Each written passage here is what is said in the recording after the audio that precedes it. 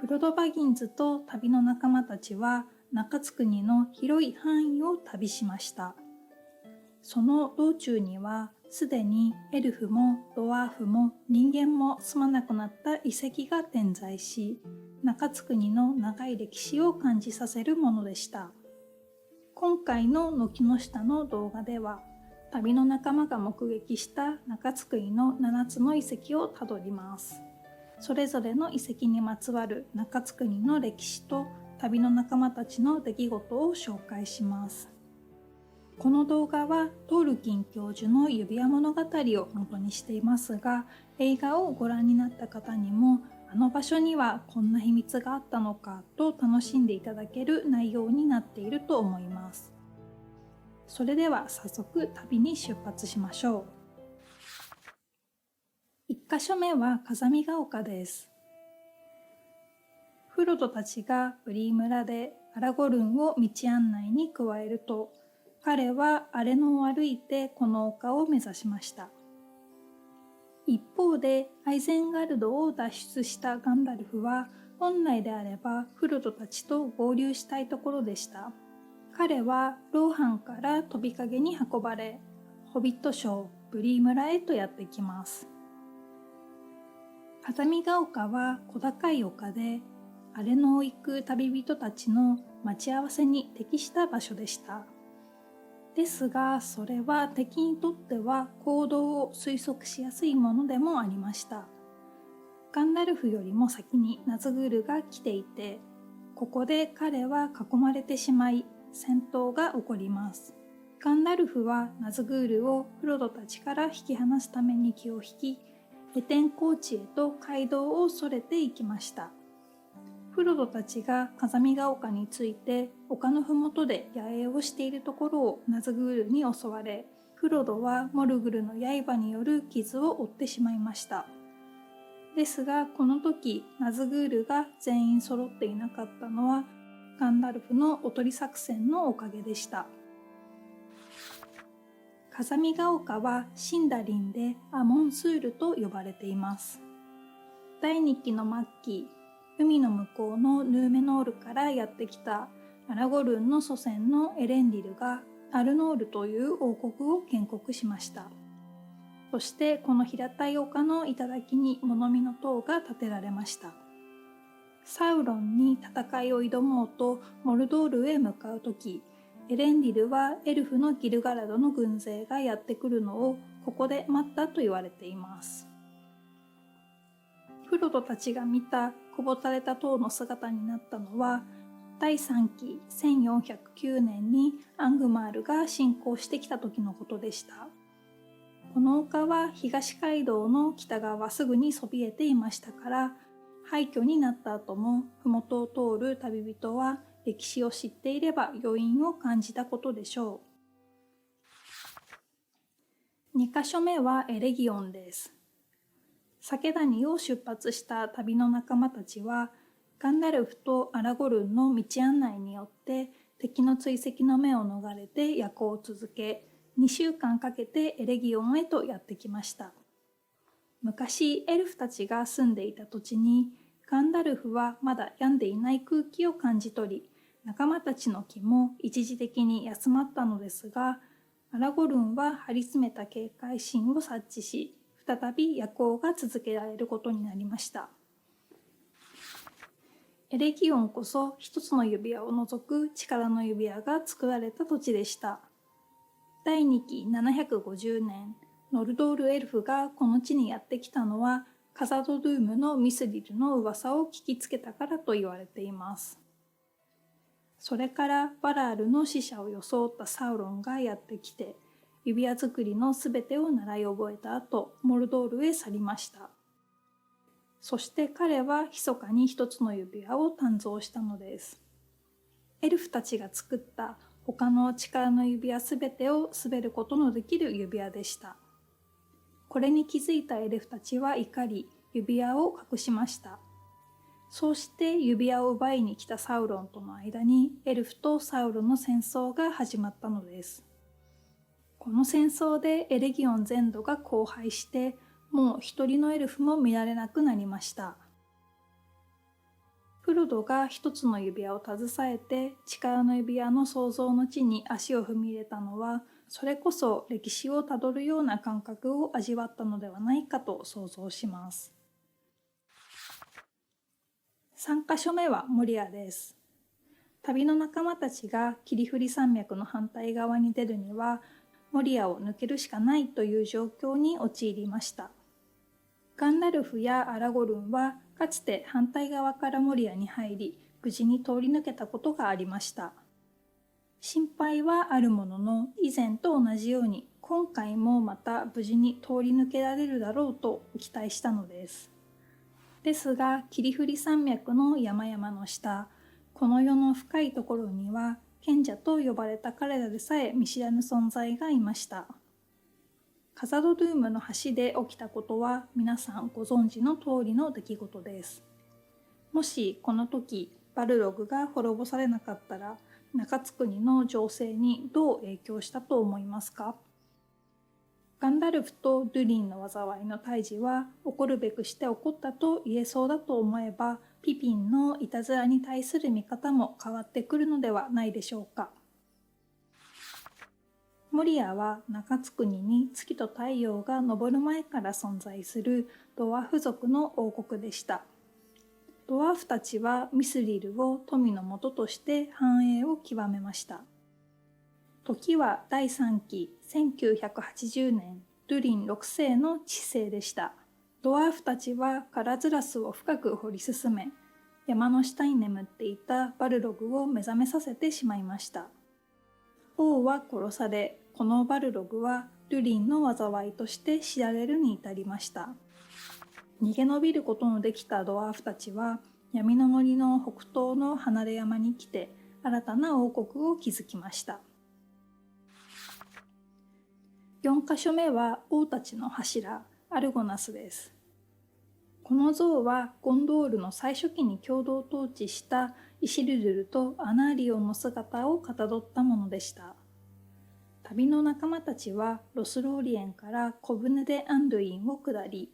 ネンヒソエルの入り口に建てられたアルゴナスに差し掛かりました。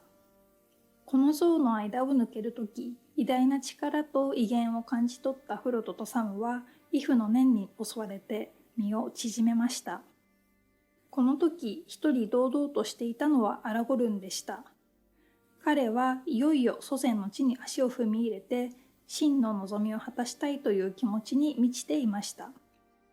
その一方でフロドの旅を導かなければならないという使命感の間で揺れていたのです。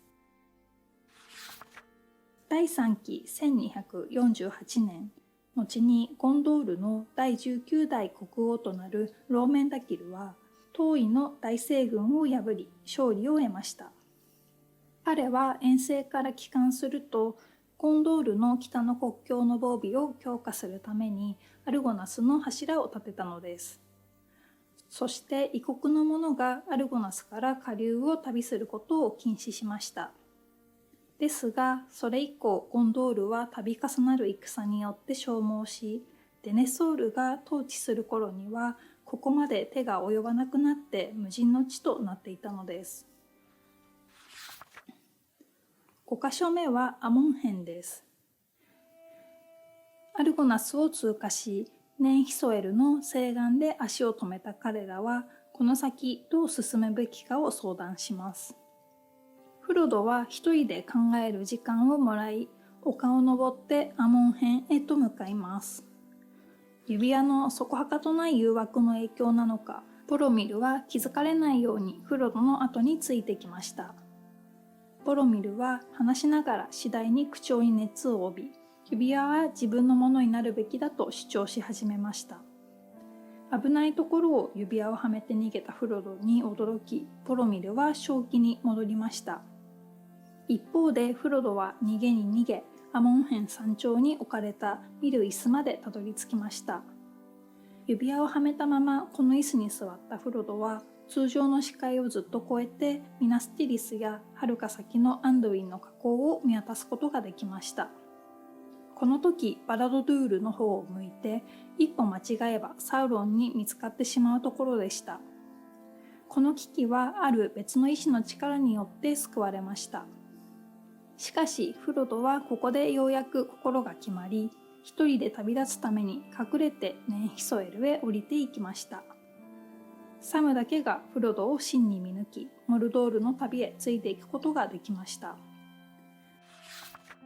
アモン編は見る山という意味で、対岸のアモンラウ、すなわち菊山にはゴンドールに王がいた頃には見張りが置かれていました。アルゴナスと同時期に建設されたと考えるのはありそうなことですが、はっきりしたことはわかりません。アモン編はアルゴナスとともにかつて王たちが統治していた時代のゴンドールの遺構を感じられる遺跡でした。6カ所目は白の山脈の南側、クロネ谷に置かれたエレヒの石です。ここに至った旅の仲間たちはアラゴルンにレゴラス、そしてギムリでした。ローハンのヤシロ丘から死者の道を抜け、アラゴルンは真夜中にここに着きました。そしてかつてイシルドゥルに忠誠を誓いながらも召集に応じなかったために呪われ、この世にとどまっていた亡霊たちを呼び出しました。